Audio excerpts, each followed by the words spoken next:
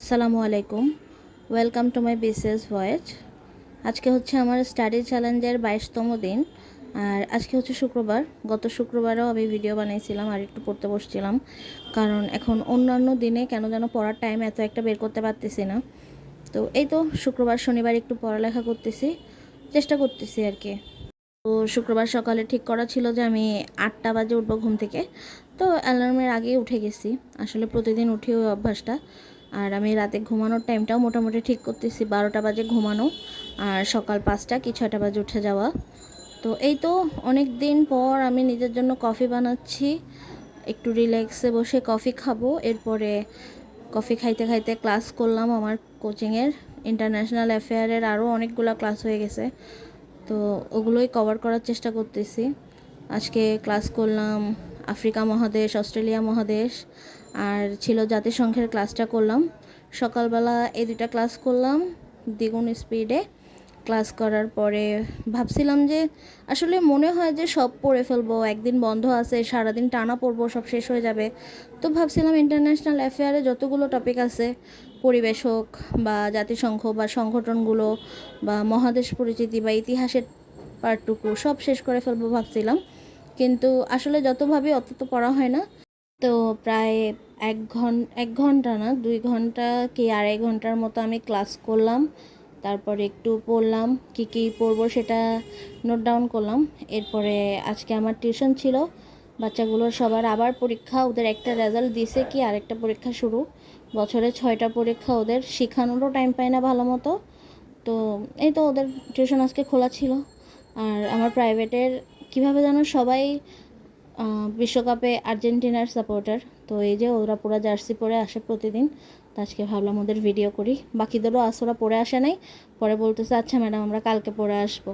তো এই তো আমি যদিও এসব কোনো দলেরই না, ওদের সাথে মজাও করতেছিলাম যে তোদের ঢুকতে দিব না এই সেই, তাও ওরা আর্জেন্টিনা। তো এই তো এরপরে ওরা চলে গেছে, পরে আমার ভাবা ছিল যে আমি একটু এক্সারসাইজ করব বা একটু ঘরের মধ্যে হালকা হাঁটাচলা করব, কিন্তু এত একটা ইচ্ছা করতেছিল না। তো আমি আবার পড়তে বসছি। সকালবেলা যেহেতু জাতিসংঘ আর আফ্রিকা মহাদেশের পার্টটুকু ক্লাস করছিলাম, তো আমি ভাবলাম যে আমার হ্যান্ড নোট থেকে ওগুলো পুরো পড়ে ফেলি।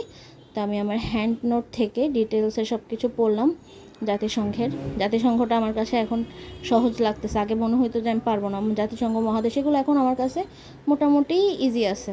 তো এই তো ওরা চলে যাওয়ার পরও প্রায় 1 ঘন্টার মতো পড়ছি। 1 ঘন্টার পড়ার পরে আমি একটা লং শাওয়ার নিলাম, একদম রিল্যাক্সে গোসল করলাম। অন্যান্য দিন আমি ডেলি 2বার গোসল করি, তাও অত ভালো মতো না, কোনো রকম 5 কি 10-15 মিনিটে করে ফেলি ঘুম থেকে উঠে।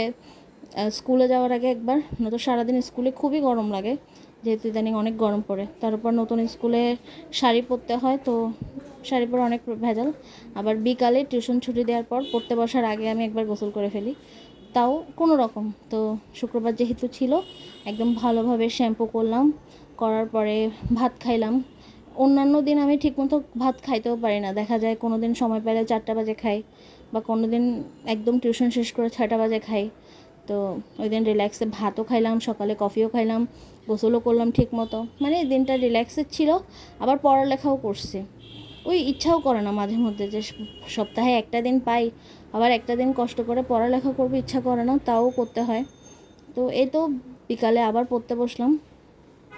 বিকালে আমি জাতিসংঘের যে ডিটেলস পড়ছিলাম ওইটার এমসিকিউ পার্টটুকু পড়ছি আমার প্রশ্ন ব্যাংক থেকে। তারপরে আমি পরিবেশের ক্লাস করছি। পরিবেশের ক্লাসটা করার পরে পরিবেশের যে ডিটেলস আমার হ্যান্ড নোট করা ছিল ওগুলো পড়লাম, পরিবেশ ভালো মতো রিভাইজ করলাম। পরে ওই দিন রাতে আবার পরিবেশের এমসিকিউ পড়লাম। বলতে গেলে কিন্তু আমি ক্লাস 3টা ক্লাস করছি, প্লাস জাতিসংঘ ডিটেলস এমসিকিউ আর পরিবেশের ডিটেলস এমসিকিউ সহ পড়তে সারাদিনই লাগছে। বলতে গেলে আমি ওই দিন 7-8 ঘন্টা পড়ালেখাই করছি, বা 9 ঘন্টার মতো পড়ালেখা করছি, কিন্তু সব কিছু শেষ হয়নি, শুধুমাত্র 2টা টপিকই শেষ হয়েছে। তো হ্যাঁ, পুরা টার্গেট আমার কমপ্লিট হয়নি, বাট যে 2টা টপিক হয়েছে আশা করি পরীক্ষা আসলে কিছু একটা তো পারবো। জানি না কতটুকু মনে থাকবে, কিন্তু পড়ছি তো অ্যাটলিস্ট। সারা সপ্তাহ পর একদিন অন্তত পড়ালেখা একটু হয়েছে, আর শনিবারও পড়ালেখা করছি মোটামুটি। তো এই তো আমি ট্রাই করতেছি যে নতুন স্কুলটা বাদে অন্য কোথাও ট্রাই করব। আর সামনে ফেসবুকে দেখতেছি আমি শিওর না সত্যি কিনা মিথ্যা, যে সামনে অনেকগুলো টিচার নেবে।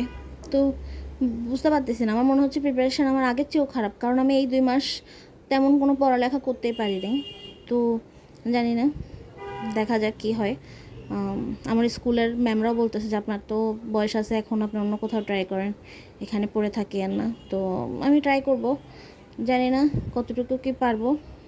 তো এই তো দিনটা অনেক ভালো কাটলো। সকালে একটু পড়ালেখা, ক্লাস করা, এরপর টিউশন করানো, খাওয়া দাওয়া, এরপরে গোসল করলাম ঠিক মতো, রিল্যাক্স করলাম, পড়ালেখা করলাম, দিনটা ভালোই গেল। তো আজকে এই পর্যন্তই।